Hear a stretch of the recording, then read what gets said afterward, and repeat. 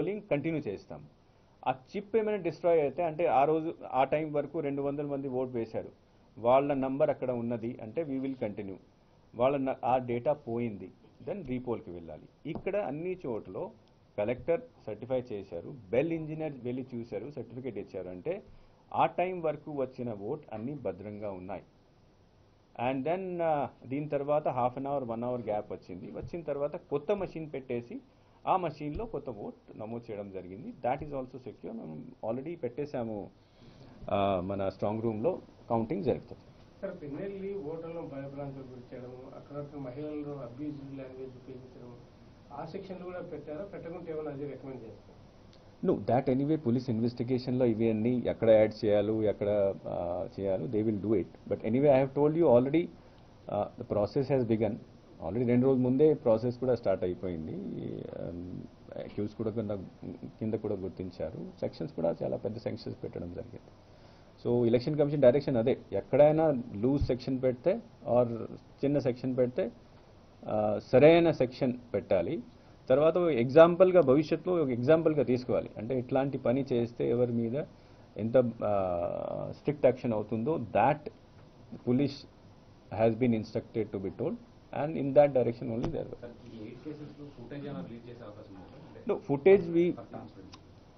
I think these are the elements of investigation.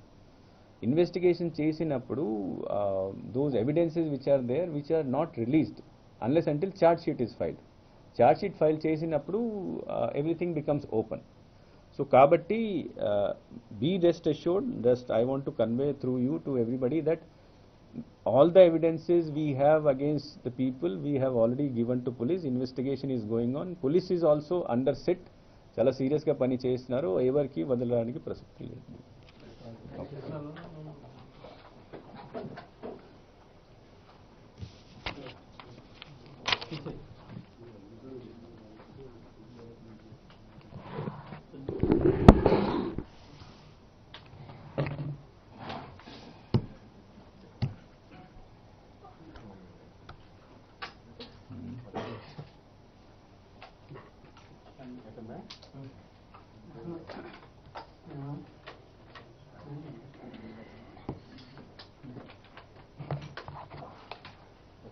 Of incidents are very shameful incident in the sense that